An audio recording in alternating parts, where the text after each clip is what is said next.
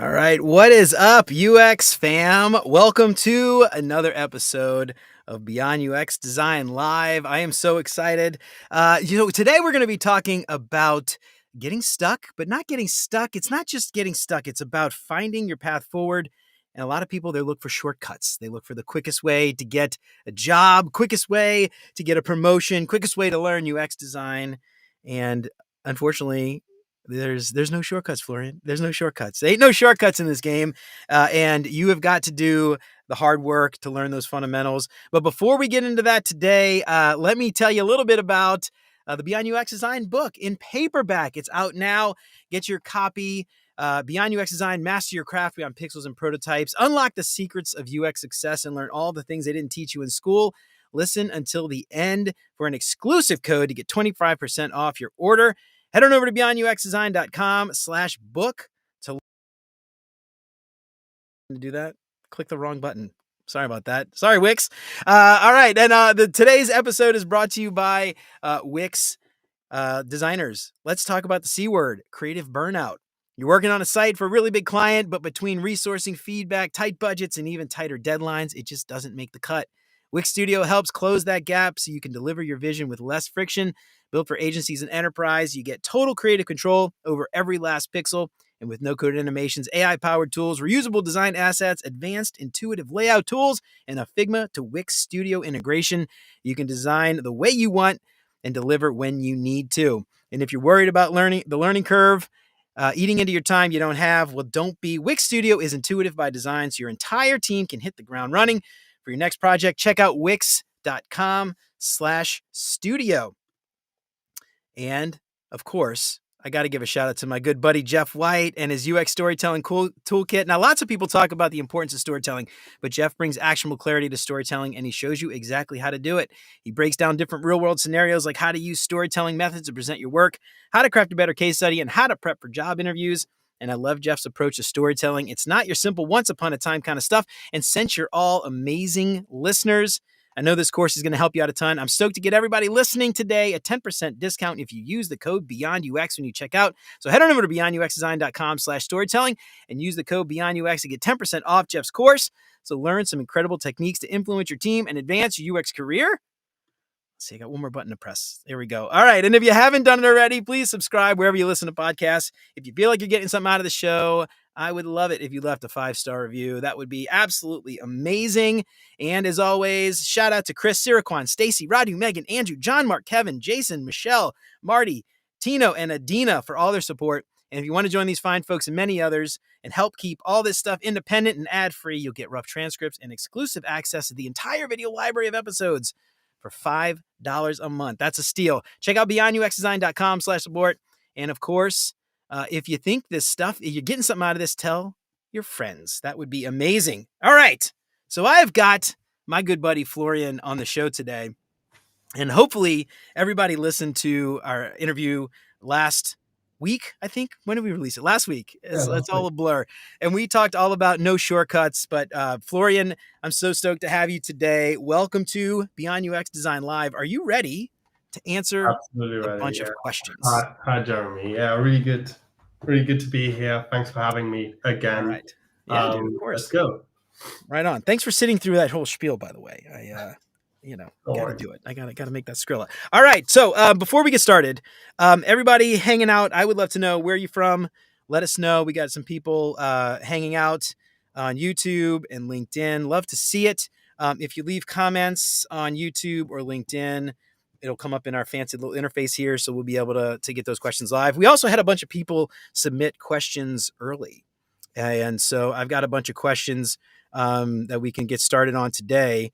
Without further ado, first up, let me see. I actually had one pulled up and then I lost my script. Where'd it go? Here it is. All right. So we talked all about shortcuts and everything and learning stuff. And you mentioned something on the show that I thought was really interesting. And a lot of UX designers, I think today, especially self-taught ones, the career shifters that might not be coming from a design background, they don't necessarily have the visual design chops. And you talked about this, and we had a good question from somebody struggling with visual design, similar to your experience. What specific steps did you take to improve your visual design skills and actually learn those fundamentals? Yeah, and it's like I think this one is super important. Like I wouldn't even say that my visual design chops are like the best at all. It's definitely not my like top strength or anything. But obviously, I had to like get this onto a certain level, to just be competitive enough on the market, really. And what I see especially when I look at juniors, is this is the particular thing that's often lacking, very often, like the skill, but it's also the hardest to build. So Mm, that's the tricky part.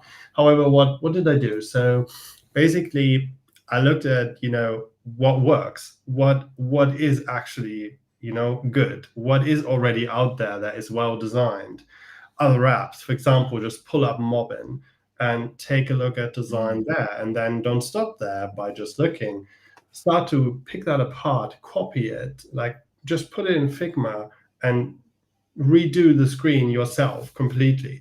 Try to analyze what's happening here. For example, there's one thing you notice quite quickly when you analyze any kind of designs, really, is that you often find a kind of like a pixel grid, for example, a mm, 4 or 8 pixel grid.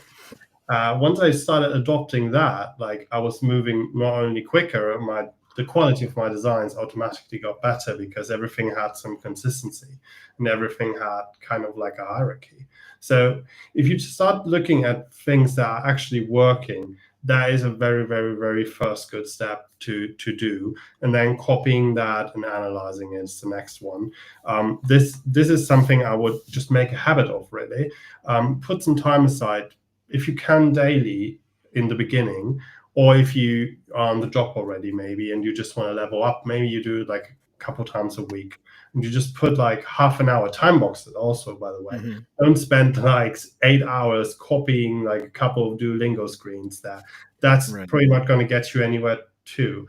But like if you time box like half an hour or an hour to just create something every day or every couple of days, you're gonna consistently level up visually. The thing is, and again, no shortcuts. This one is one where I don't think there are like real hacks in the sense of like, oh, if I do it like this, I'm gonna just be, a brilliant visual designer in three Mhm, weeks. That's not yeah. gonna work out. Like you have to stick to it, and this can take months, really. Like there's no shortcut for that one. But yeah. Yeah. Yeah. Did you ever do those challenges, the 1-a-day challenge things? Did you ever find Yeah. those helpful? Yeah, I started, but I gave up quite quickly, I have to say. Like I don't know. This one, like I mean, they are really cool, I think. But especially if you're starting out, I feel like they are starting too high, basically, Mm, because yeah. they tell you to, I don't know, design like a checkout page or something or whatever. And especially if you're like really early on in your career, you are lacking a lot of fundamentals on the patterns and all that stuff that you just that will just make you move so slowly on these things, and then you end up spending like a couple of hours per day every day on those challenges. And yes, you'll learn something by doing that, and if you really can afford that time, it's actually cool and I would recommend it. But for me, it just wasn't feasible. Mhm, So I started rather looking into what can I maybe just kind of look at that is already well done, and then how can I learn from it. That worked much better for me personally. yeah. Yeah, it's, the thing about visual design, and I used to do graphic design before I got into UX design, so, maybe I had a leg up, but even then, I never went to graphic design or school for graphic design or art school or anything like that. I think we talked about this in the episode, like, I had never I had never taken an art class. Like I don't know. Like, but the thing is though, like I surrounded myself with other people that were in the art program at LSU when I went to college. And I would ask them for help and, like getting feedback and stuff and asking them to help me and critique the designs. And the thing is, I think this is the shortcut part or the no shortcut part is it's not about copying latest trends. It's not about seeing like, oh, everyone's doing like, skeuomorphism, so I'm going to do that, or everybody's doing new morphism, or everybody's doing flat, so I'm going to do that. But No. it's understanding the fundamentals and finding out like why Yeah. was at the time skeuomorphism so helpful Yeah. before, when people didn't really understand digital interfaces. So having a physical representation of a thing on the screen was really helpful. But then once people understood that, you didn't need skeuomorphism anymore. So then it like started to evolve, and understanding those fundamentals about, typography and color Yes. theory and how different colors work together and things like that. That's like, for me at least, like the practice and Yeah. doing it and understanding that stuff. And that's the key here. And again, no shortcuts, but visual design is a skill. It's like any other Yeah. skill. Yeah. Drawing is a skill. Sketching is a skill. Speaking is, if you just do it over and over and over again, like Lau, yeah, what's up, Lau? How's it going, man? I saw Lau left a comment. Shout out to Lau. Hands-on consistency. That's it. That's what it is. It's just doing it all the time. So I love that. All right. So no quick shortcuts. Don't just copy for the sake No, of copying. Copy to understand we what don't. they're doing. Something else is kind of interesting too. This is something that I learned from all my designer friends, and this was something I hadn't even really thought of back in the day, but you could find people that inspire you, right? And Yeah. try to copy them, and then find the people that inspired those people, Yeah. and then go backwards, and you start to like learn those things that they learn, but find those things, and then you interpret them in a different way, and then you start to create your own kind of style. Yeah. So anyway, I don't know if you had any thoughts about that, but that was just something Yeah, like I there's one thing that just came to mind that I think is super important that I didn't do at the start of my career, but then started doing later, which is look outside of digital design. Like, don't necessarily just look at like, other apps or websites, landing pages, whatever. Look at art. Look Yeah. at physical design, for example. Look at Dieter Rams, for example. Like, Yeah. look how he designed objects and try to understand principles behind it, and you are 100% going to learn something for this craft as well from it. With art, it can be a bit trickier, I suppose, especially if it's more abstract art.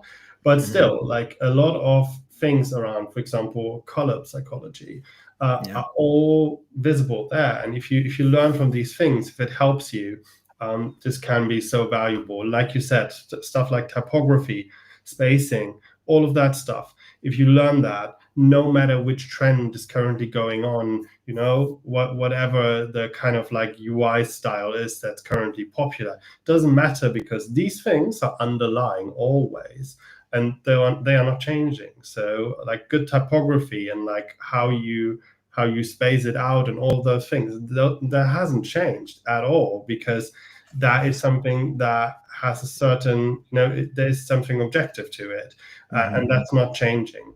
It's, the style, the font, they are changing. Yeah, they are. And also depends on what type of design you do. But how you treat the font, how you treat the type underneath, that is not changing. If you learn that, that is the key. Yeah, So, yeah. I love that.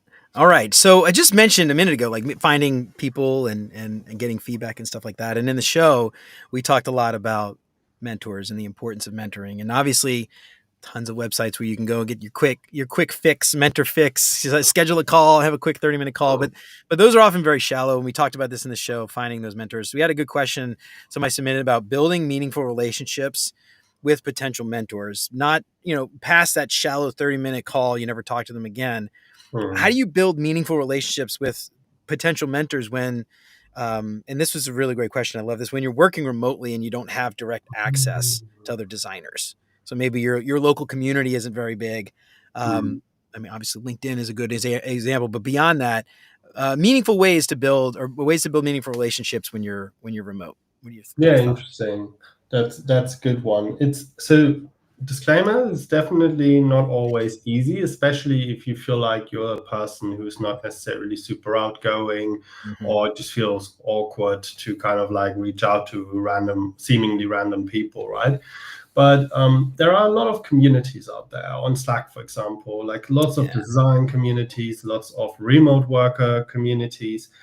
And if you just kind of join some of these, you always kind of find a handful of people you just kind of can get in touch with that seem to have something in common with you.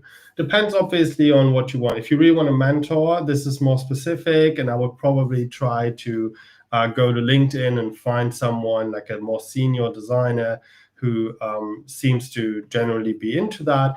But I think what is absolutely key to building these kinds of relationships is to not just go in and say, hey, I want something from you. Can you give that to me?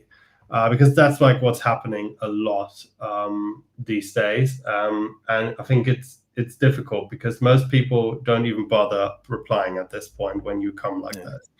Yeah. Instead, what I do when this is my playbook, so to speak, to kind of connect to people that are working, for example, in companies that I find interesting and that I maybe in the future would love to work in as well. I just kind of hit them up on LinkedIn and ask, if you're not too busy, if you don't mind, would you tell me like just a couple of sentences really about what is like working in the role you're currently working in the company you're working in, and like what is it working on this product? Tell me something about basically your work, yourself, like, because that is a complete flip, right? Usually people go and say, hey, could you be my mentor? That's like asking for something. Right. I'm asking them to share something about themselves, and everyone loves to talk about themselves at the end of the day usually. Yeah. And that's like how I start these kinds of relationships. Doesn't always work. People still sometimes don't reply, or people reply but like super shallow. Happens as well. But I have definitely had a lot of really good conversations and like deeper relationships that have been ongoing over years now, with people that I approach like this. And if you do the same, and if you pick a couple of people that you think could be a good mentor for you, and be deliberate, by the way, about that. Like, don't just pick a random senior, like in a random company. There should be some kind of connection visible. Let's say, for example, you're breaking into design from a law background, and now you just, I don't know, write to some random designer at Face or at Meta. Could you be my mentor? Like, there's no visible connection. Instead, maybe there's a way for you to find out if there are designers who have also studied law in the past and are now designers, but way more senior than you, to talk about it, like to have this kind of connection point of like, oh, we both come from a law background. This has worked on me, by the way, as well. Like there were people who said, oh, I study literature as well. Like I'd love to connect. I always had a deeper conversation with these people than I had with people who just kind of randomly asked, could you tell me something about the market or whatever? Yeah, I love that. Yeah, finding that connection, the background, similar backgrounds, a great way to do that. And this is again, something that I like to say about networking. I use this analogy all the time of, you want to have avocado toast for brunch on Sunday, right? You're not going to go out in the backyard and plant an avocado seed on Saturday and expect the avocado to, be ready and ripe on, Sunday for your brunch. And, the interesting thing about this analogy is like, you plant a bunch of avocado seeds. Some of them might grow and then die. Some of them might never grow. Some of them might not sprout at all. Some of them might get eaten by like possums or something, and so it takes a long time though. And so you've got to have a bunch of these ready so that when you are, ready to leverage that network, maybe because you need a job or maybe because you get laid off or whatever, that network, it's not something that you can cheat. You can't have, there's no cheat code to building a network, and it just takes time and effort, and it's got to be organic. And I love that question, like, will you be my mentor? I just picture like a little kid, like puppy dog eyes, like, will you be my mentor? I don't know. It's just so funny. Like it's such an interesting way to approach that. And I don't know, there's a lot of websites right now that have like turned mentoring into like a buzzword and a commodity almost. And I don't know. Those things are just so shallow. And for me, at least, I haven't gotten a lot out of those. It's like the organic relationships are always the one where you learn the most. And those things, they just take time to build trust and all that stuff. And so, that's something I love. That the other thing I was thinking about too, I like to give this advice a lot, is, the comments on LinkedIn are a great place to start conversations. I mean, you do not have to like DM somebody, follow some people, turn the bell on, get notified. They post something, you comment or you read other people's comments and you have that conversation so that when you do slip into the DM, it's, oh, I've seen that face before. I kind of get a sense for their personality and the things like that. And again, this is the other thing, like that takes time. Like that might take weeks. It might take months to even get to that point where you're, getting those DMs, and there's no quick shortcuts there. I don't know. I love that. It's a good answer. Exactly. All right, let's see. All right, let's talk about career shifters. So this person was fascinated by your PM shift from a PM to design. But they said you mentioned your product management skills. They help you today. Could you elaborate on like how you were able to, take those skills and describe and leverage them in a way that ended up getting you that design role? I'm Yeah. summarizing the question. Yeah, No, absolutely. that's the gist of what they asked. It was a long Yeah, question. they have absolutely been vital. So I think even though I was just PM for a year really, and I also had to kind of fill gaps because there were no designers there, hence becoming a designer eventually. But these skills definitely stuck with me. I think the first one obviously is product thinking. Mm-hmm. So just being able to holistically think about a product that you're working on instead of kind of keeping this kind of super narrow view that it's just focused on the UX, on the pure user experience. That was something that really enabled me to kind of work really completely end to end. And when I say end to end, I really mean from like early discovery and like just figuring out what actually to build, right until the very end where it gets shipped. So that's the first one, product thinking. And then the other one is also a thinking one, which is systems thinking. I know this is not Yeah. necessarily a skill that is exclusive to a designer or exclusive to a product manager or something, but I think I see this increasingly with people that have like, kind of skills on that border. And that has been absolutely vital. If you understand how to think in systems, also this barrier towards engineering, for example, will kind of build itself down, because the more you understand about how they work and what they need to do in order to do what they need to get in order to do their best work, then you become a super powerful designer. And this is also something that I think stuck with me. And then lastly, I guess the kind of like organizational bits really, so kind of how to organize myself and also how to organize like a project in our world in tech, for it to be successful. And yeah, and that is also something I think a lot of designers, depending on their background, don't necessarily have a lot of these kind of organization skills and actually struggle a lot with project management and stuff like that. Um, this was never a real problem for me because, yeah, I kind of brought that too. And I think those were the most valuable ones. There are definitely a lot of things that I wasn't too good at as a PM too. Like I have to openly say that, but and those are not necessarily things I would now also say I still practice. But yeah, definitely those things, like especially the product thinking part, that is so powerful. I just yesterday I was at another small talk, and there was this dreaded question around like, how can I go from a UX design role to a product design role? And obviously, we all know this whole title spiel and everything anyway, and this means something different in every company. But at the end of the day, UX designers very often kind of very focused on like their project at hand, making sure user experience is up here, which is the right thing to do. But like they are often exclusively focused, whilst product designers kind of have to think around, okay, we're building this feature now, we're building this thing now, what might come next and what came before this, and like how do these things connect, how do we create an holistic, like a good experience across the board. And I think that's what the difference is, and product thinking is like the absolute key for that. Yeah. Yeah. All right. Well, so this like ties into the next question that I think is really important. Getting there, like maybe you don't have the product thinking skills, right? And you could Mhm. go and maybe watch a couple videos on YouTube, but you're still going to have that. It's a shortcut. It's not going to work. So, what approach do you take to building a learning plan that focuses on fundamentals, so that you're avoiding these shortcuts and these trends, maybe, but creating a learning plan for you that focuses on the fundamentals so that you can be sure that you have mastered this thing at the end of that plan or Yeah. on your way to mastery, I guess. So first of all, subtract all the stuff that you don't necessarily need to look into right now. Like, especially if you're in the beginning, there's so much to learn. It feels like so overwhelming to have to learn all the things. Oh, there's motion design now. Oh, there's coding now. Oh, there's this and that.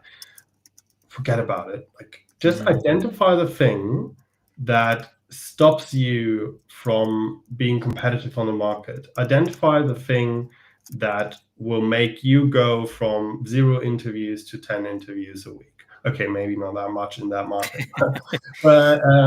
but still, like, try to identify the thing that's going to get you the furthest, basically. And so if you know your visual design sucks and you want to land a generalist product design role right now, like, that's your indicator that you might want to invest there. So that's the first step. Make sure that your learning plan is focused on whatever that is. Like, we're talking about generalist designers, and that means very often these days it's like a V shape. So you have like a very deep kind of understanding in a certain field, and then you have like broader knowledge in some others, and then it becomes like a bit more shallow on the sides maybe. And try to find out like which part of the V is still not deep enough, basically, and then go deep on that one. So that's first step. And then in terms of the learning plan, well, how you learn, I think the internet is a magical place, right? We have everything at our disposal. You can learn about everything for free, also for money.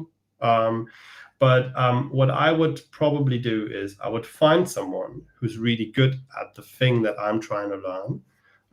Doesn't have to be the absolute masterclass, because I know that, like, if I'm trying to learn visual design and I'm approaching Fontsmans, he's just going to ignore me because he has other stuff to do, right? But like, find someone who you think like is already really good at this, and then try to learn from them, like, in whatever way. You could just observe them. That's one way, if they don't kind of like reply or anything. But again, this could also become your mentor, for example, right? Find a mentor.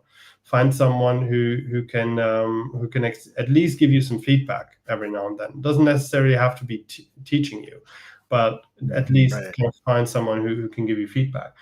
And then do the thing. Do whatever it is. If you want to take a course and like practice really hard there. If you just want to self-learn and like watch a lot of YouTube videos, do that too. There's so much good quality stuff out there. You just have to dig in, really, and double down for a couple of weeks at least, and then find out how you can practice, how you can like repeat it, and do that for a little while longer. And I think that should already be quite a winning combination, because people that I've seen applying this have gotten better in a matter of, like, few months, really. And while I wouldn't say that's a shortcut, it is definitely, more than a lot of the others that I saw at the same time that were trying to do all the things and nothing really, not doubling down on anything. They didn't get much further in those couple of months because they did not focus their efforts on something that would actually get them somewhere. So yeah. Okay. Yeah, I love that. No, that's good advice. I love that. Yeah, just finding like a mentor that maybe not a mentor, just somebody who has the skill set that you admire that can give you feedback. Maybe it's not a mentor. Not everybody has to be a mentor. I mean, that's an interesting thing. It's like we have this weird like buzzword that we use called mentor, but not everybody needs to be a mentor. Some people can just give you feedback and then that's it. And then, you never talk to them again, or you talk to them once a year, whatever. It doesn't have to be this like ongoing relationship, but just know what you're getting out of it. Anyway, I love that you called that out. All right. So you mentioned YouTube, you mentioned like online and like social media and stuff. This was a really great question from Maria. Shout out to Maria. I love this question. Everyone seems to be becoming a thought leader on LinkedIn and Twitter, YouTube, and all that stuff. How do you weed out the people who know what they're doing versus the sort of like fake sort of quote unquote thought leaders, content creators who are just trying to sell shit? Is there a way for someone to actually find that out and figure that out from your perspective? Like, how do you know who's legit and who's not? Yeah, that's a good question. I mean, us two, obviously, like we're clearly legit. That's a very good question. I mean, So I think one thing when you, for example, when you go to Instagram and you see like a random carousel on like for a Figma tutorial or something, and you don't see really who did it. You can just like you already know the content. If you feel like that, that's like usually generic content. That's just like copy paste, and the people behind this usually have not created that content themselves, like at least not in its core, right? So those people are very often not really going to help you at all. And also those people often don't provide any meaningful resources anyway. It's all very shallow. So I would probably stay away from that at all. In terms of selling, like who is endorsing it basically? Are there people endorsing it that you recognize and that you maybe already trust? That's always a sign for me. I know that, like, obviously, as creators, we kind of back each other up a lot, which I love about this community, and it's the right thing to do. But you know, I would not give my name for something where I would say, you know, oh, this is actually shit, but like he asked me, so I'm gonna do it. So take a look at, like, you know, known faces. Is there someone on there that you recognize that you already trust? And then certainly, you know, also, I suppose, is there someone who has something to show for it? Is there someone, you know, like Fontsmans, for example, like if you want to learn visual design and you are ready to invest time and money, go to him. There's probably very few better people right now to learn visual design from than Fontsmans. And how do I know that? Like, I mean, first of all, his work speaks for itself. Like that's one way. This is obviously a little bit harder when you go with less visual discipline. So, for example, if you're trying to like really dive deep into research topics, it's a bit harder to show that off on LinkedIn, right? Sure. But you know, you see Fontsmans being featured by Figma and having, you know, deals with Framer and everything, and you see him everywhere. And it's kind of like it just speaks for itself, I think, at some point. So do that. And if you can't afford to do the Fontsmans course, take a look at where Fontsmans leaves his likes on Twitter, on LinkedIn, for example, because he's not going to give a like to something that is mediocre. He's just going to give it to stuff that he actually thinks is good as well. And then maybe there's someone in there that is maybe not even a creator necessarily, or maybe he is a creator, but like not very serious about it. But then you find this hidden gem, and then you approach that hidden gem and you maybe learn from that person. So that's also something, kind of reverse engineering it, if you want so. Yeah. I love that. All right. Yeah. Great advice, dude. Yeah, that's true. Like find the likes. I like that you call that out. Find the people you trust and find the people they endorse. And often that'll lead you down the right path. All right. So we got a bunch of questions on LinkedIn. I've been ignoring LinkedIn. I'm sorry. Let's see. All right. Rachel, awesome question. Let me pull it up. Look, I can pull that up. With the current market, I've heard that there are more opportunities for junior designers in startups and small companies. How can a junior designer provide value to those kinds of roles, even if their skills aren't 100% yet? Yeah, no you're shortcuts. super right about this, because I keep saying this. You know, like a lot of the opportunities for early career designers do not exist out in job boards. They exist in startups, in roles that don't have a job description or anything, because obviously in startups everything moves fast, and one week they don't know they need a designer, next week they realize they do. And if you bust open that door and you say, hey, here I am, I looked at your product and I think it could be better this and this way, or, you know, you need a support of a designer or whatever, you might just come at the right time. That's kind of like what I've seen happening a lot. Like there's this guy, Jack Banstein. He eventually landed an internship at Snap. And before that, what he did, he also just transitioned into design, like as a career changer. He just approached random startups in the Bay Area with mini case studies on their products, basically. And he did, I think, 2 or 3 paid internships with these startups. That way, built his portfolio, got the internship at Snap, and the rest is history. So that's exactly what I always recommend people do. And that's a really great playbook. So how can a junior provide the value to these kinds of roles? So I don't know if I spill any tea here, but like people in early stage startups often have no idea what's going on and what's happening and like what they are actually doing, especially if it's first time founders. Yeah. Obviously, this means also that you are in a highly volatile kind of environment, which is usually always the case with startups. But the reality is that none of them 100% know what's actually going on all of the time. And so if you don't, doesn't matter, as long as you're outcome focused, as long as you're like problem or goal oriented, everything is fine. As long as you're willing to put in the work together with the team to figure out what needs doing, and if you prioritize rigorously around your own time, you'll be good. Obviously, this is not for everyone. Like there are just people who hate this kind of ambiguity, who hate this kind of stress that comes with this sometimes. I personally thrive in this kind of environment. I love it, and I'm still feel very much at home in this environment. I've seen other juniors completely be disgusted by that, and that's fine. You have to find that out for yourself. But if that resonates, this is kind of the way to do it, I think, and this is really your best chance, in my opinion, because the few junior roles that are out there are so competitive. And often, they can really absolutely cherry pick, and they do. And it's so hard to land these roles. Whilst with startups that no one knows about yet, it's so much easier to kind of get a foot in the door there, because you might just be the only person knocking at that point. So yeah. Yeah. It's interesting when you talk about it, and this is something I feel like about junior designers. Like, I don't think anybody hires a junior designer because they mastered everything. Otherwise, you wouldn't be a junior designer anymore. So, don't expect to have it 100%, but just like be willing to put in the work and learn it.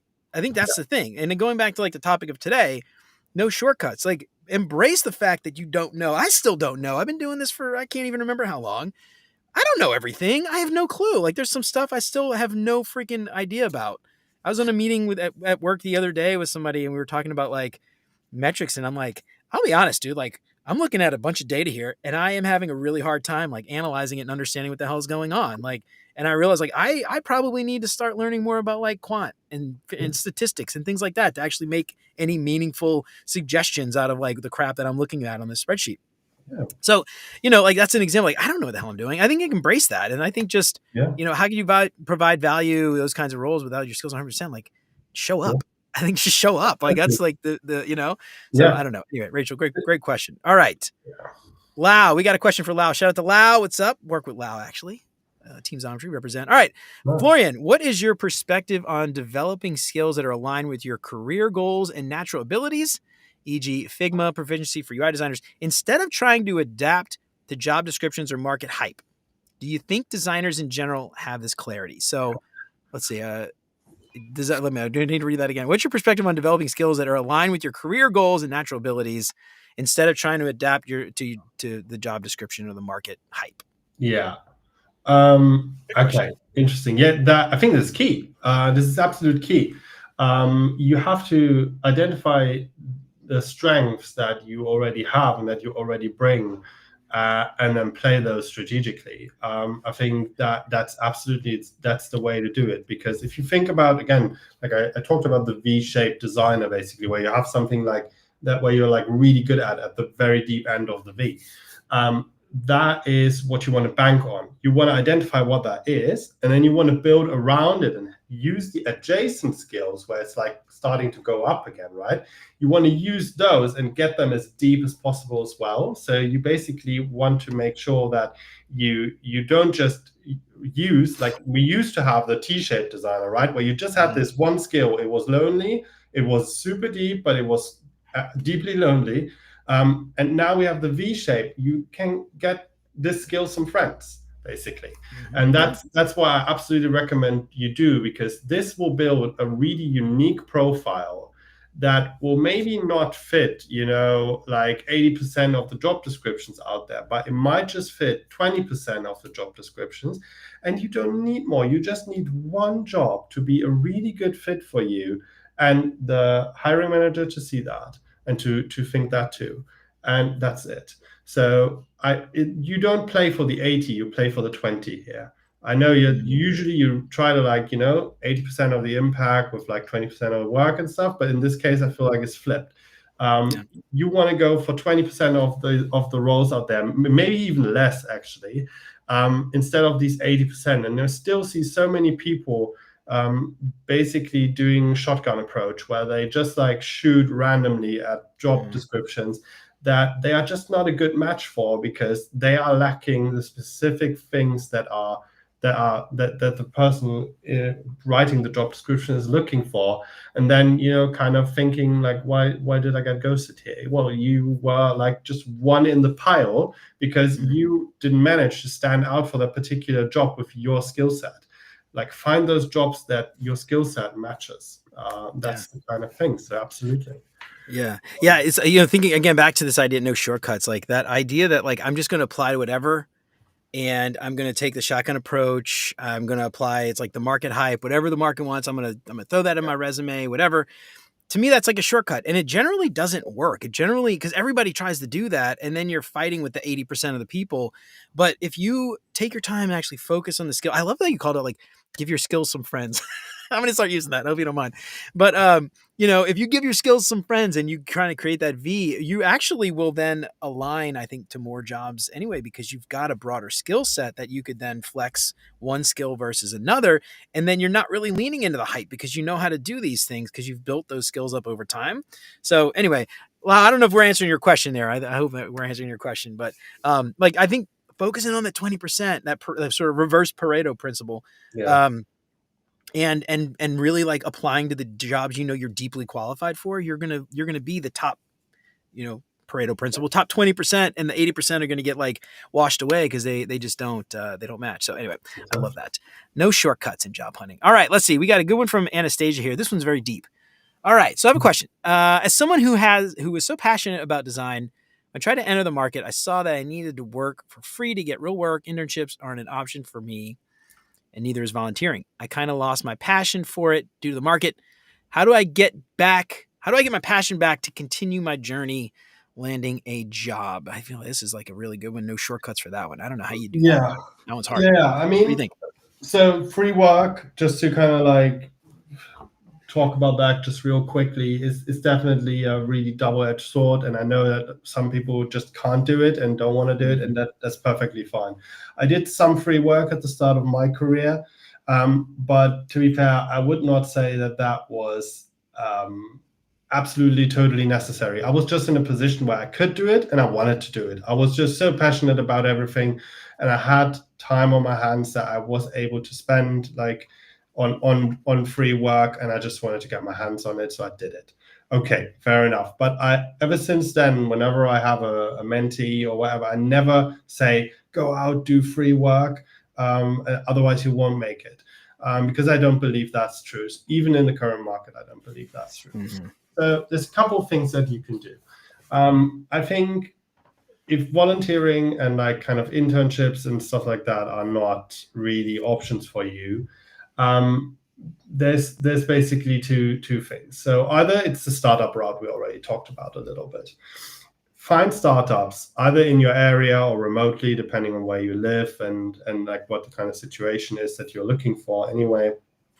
And try to find startups that are really early stage, kind of pre-seed, seed stage, something like this, that don't necessarily seem to have a designer. There's a lot of platforms where you can do this. Wellfound and Crunchbase are two very good platforms for this. And don't look for those that actually are looking for a designer, because they are usually a step already ahead of what you're trying to look at. And then try to approach these companies and see if you can offer them your help on a freelance basis. Obviously, they usually don't have a lot of funds. So very often they'll tell you, if anything comes together, they'll tell you, I can give you a tiny bit of equity, or I cannot give you anything right now, and you can just write me a bill later or something like that. You have to see if that works for you. Sometimes they can pay. It really depends. There are bootstrapped startups out there that already make a little bit of money, even in early stages, that are willing to pay you a little bit. They definitely will not pay you competitive rates, but they will pay you some money. And I think that's, like, depending on what it is that you're looking for, that might just be fine for you. The alternative is you find local businesses that are kind of in need of any kind of like website or any kind of like digital product that might help them. We have so many abilities right now as designers with all the vibe coding and everything going on, and all the tools becoming so much more powerful by the week, that you can maybe kind of build something really impactful for a local business for a relatively small amount, all things considered, and pitch that to them. That's another way to do it. I've seen people do that. The only thing to avoid here is I've seen people redesign the website of their local flower shop or something, or their local bakery. And then I see case studies on that just read, they wanted a nicer homepage. That's a bit difficult because, well, you might have gotten some money for this and everything, and the outcome might be actually nice. There's like impact missing. What you definitely want to try to shoot at is how can I generate some impact with my work for this business? And so what I always recommend to my mentees when I set them on this path is go to these businesses, but don't just ask them if they want a new website. Ask them about a problem they are facing. Like what are their current problems? Like, are they missing customers from a specific area? Are they, I don't know, do they not get any calls through their website, for example? Stuff like that, or any orders, for example. And then instead of just redesigning a website, solve that problem for them. And then that's going to be super impactful. And also, I've seen people kind of generating new work, new business off the back of something like that when it was successful.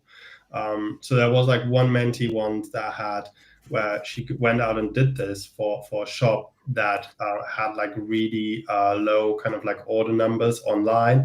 She redesigned it with that in focus, and she managed to get those numbers up. And then word hit the street, and other businesses approached her. Other local businesses approached her, and she got a couple of these. And eventually, she found a full-time role because that's what she wanted. But she did that because she was able to show that she can think about businesses and impact with her work. So yeah, that's another path for sure. Yeah, I love that. Yeah. So here's a question. You mentioned vibe coding. So I before we dig into the vibe coding, I think it's worth defining vibe coding. I actually had no idea what this was until somebody mentioned it a couple weeks ago, and I'm like, what the hell is vibe coding? But it's essentially getting AI to write some code for you and building software that way. And talking about shortcuts, I'm curious, do you feel like that's a shortcut? How do you feel? Because I have thoughts about it. I'm on the fence, but I'm curious. What do you think? Is vibe coding in itself a shortcut? And it is. Bad? It truly is. I have to admit that shortcut exists. It's not necessarily, well, yeah, it's a shortcut to basically the world of development. It's it is that. It really is that. However, it's a shortcut with big caveats, I have to say as well. I'm doing it a lot, and I love it. It's fun. I enjoy it. But if you zoom out a little bit, the outcomes that we get from this are very often not very robust, and often not necessarily anything anyone actually needs. So for me, this is more playground at the moment than it is anything else. I have also put vibe coding to more to more serious use. For example, building prototypes that I then tested that were a lot more robust than any Figma prototype I could build, and also much quicker. So that's definitely something where I'd say we just got a new tool, that is not necessarily a shortcut, that is just kind of changing how we do it. But in terms of designers actually getting access to the development world, yeah, it's a bit of a shortcut. but with the caveat of not actually understanding what we're doing or what is actually happening in the background. And that can come back to haunt you. I'm just waiting for people to build apps that handle like more sensitive data, API keys and something, and all that stuff being exposed on the internet, because you had no thought, you spent no thought about like security whatsoever. For example, I'm just waiting for that. And as designers, like, we're often not even considering that. Like in conversations with engineering partners, like, they're always the ones that are talking about performance and security, and we're just like, oh, but look at the cool animation, you know? Exactly. And I think that's like so important, because like Juan Ramirez posted something the other day on LinkedIn. I thought it was really great. Like, someone like Juan, designer, developer, engineer, building really cool stuff. Brain Glue, shout out if you haven't gone to brainglue.ai. I love it. I use it for everything. But if you're vibe coding and you're relying on AI, I mean, it's just like maybe the same with everything AI. Like, you're just letting AI do stuff for you, and you're not understanding what it's doing and how it's doing it. When something breaks, you were screwed. And that's the shortcut. That's like the problem with shortcuts in general, regardless of what it is. You get from A to B very fast. You have no idea how to get back to B if you get pushed off course somehow, because you just got transported there. So and also, I saw what Juan wrote there, and I fully agreed. And he basically said, you know what the antidote to that is? Actually learning how to code and actually understanding what's happening there. So at the end of the day, again, no shortcuts. So I love that.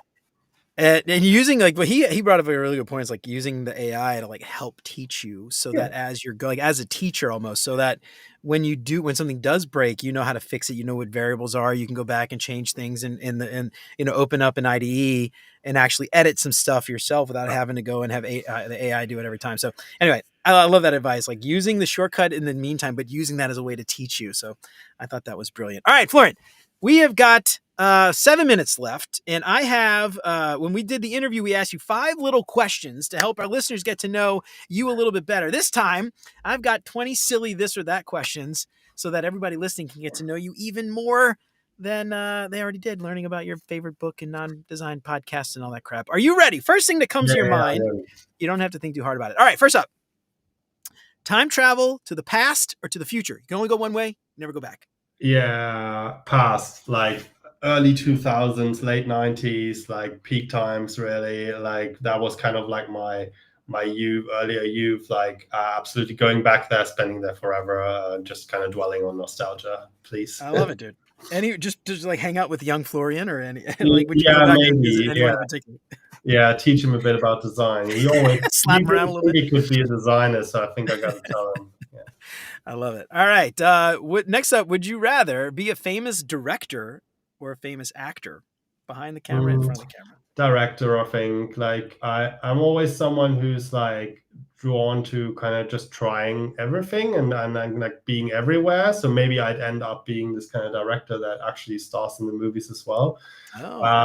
But like, at the end of the day, I like to kind of like keep an overview and like kind of like do everything from behind the scenes, rather than actually being in front of the camera. Yeah, surfing director. Right on. I like that. All right. Yeah, I feel like, for me, like, I don't have to deal with this because I'm not famous or anything, but like, going places would be impossible if like everybody knew who you were.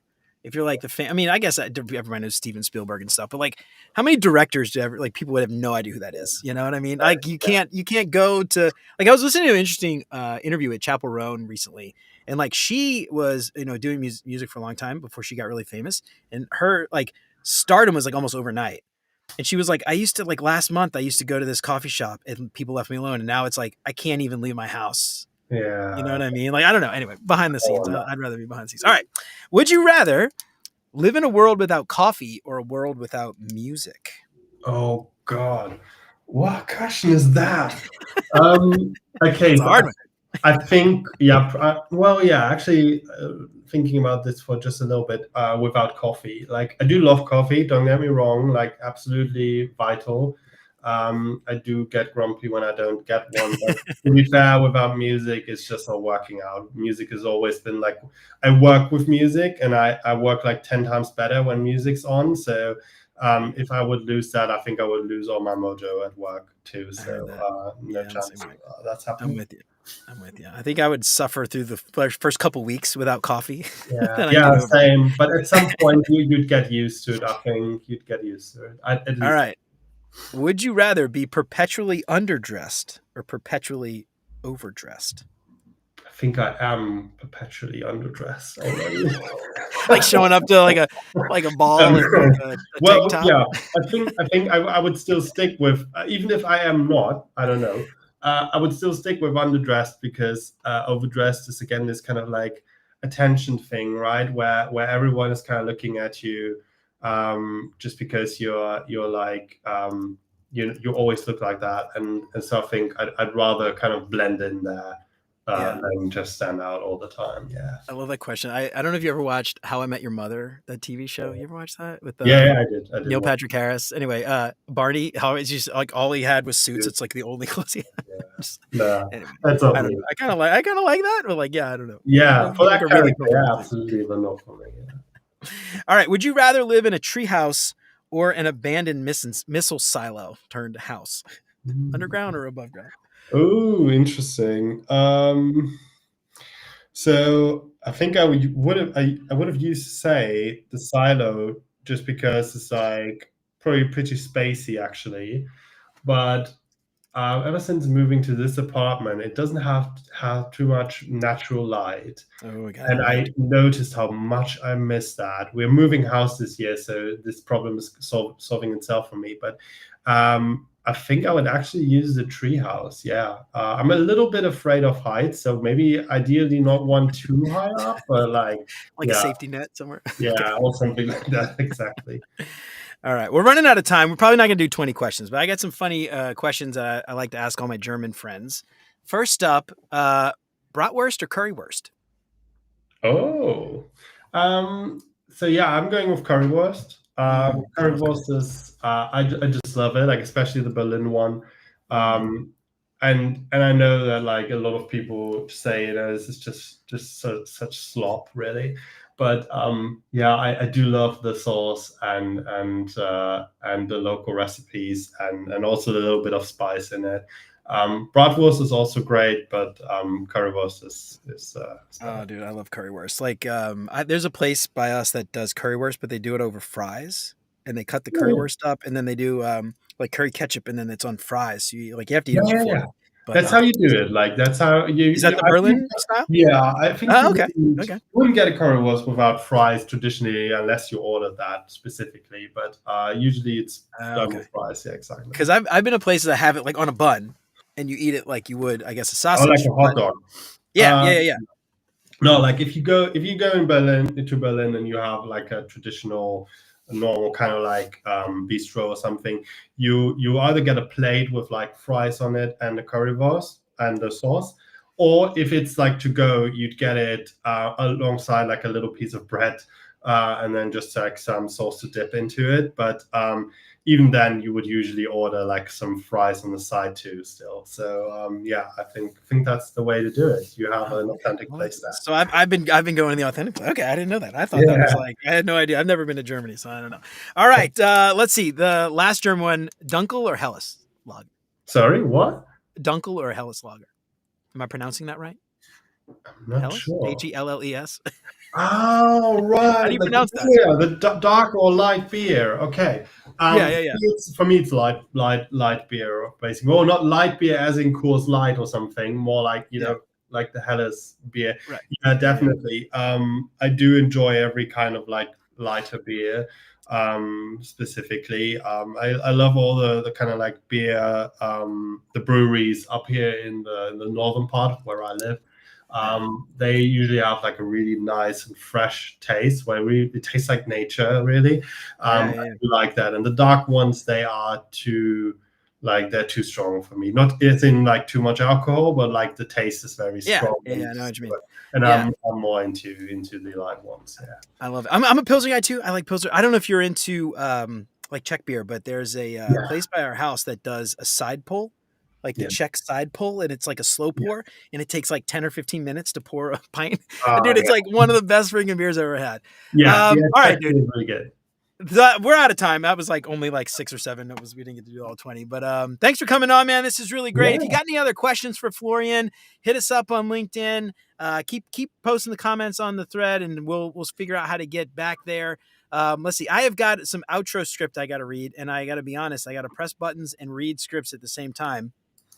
This is probably not going to work very well, and I'm probably going to end up clicking the wrong button. So I apologize ahead of time. I've been doing all these lives, and I still have not gotten this right.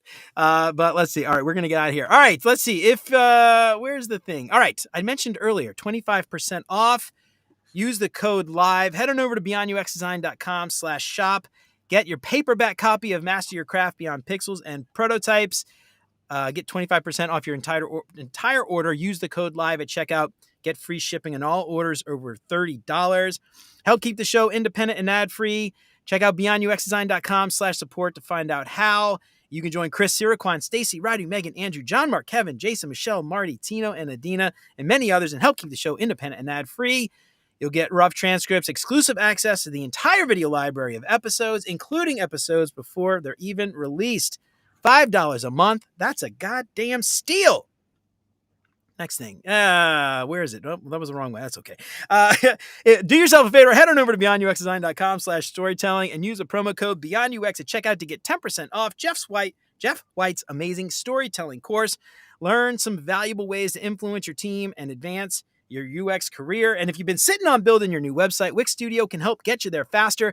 Wix Studio is a powerful platform that lets you create and manage websites easily. And with Wix Studio, you can quickly adapt designs for every device, reuse assets, and my favorite, export from Figma, and much more. Check out beyonduxdesign.com/Wix to learn more.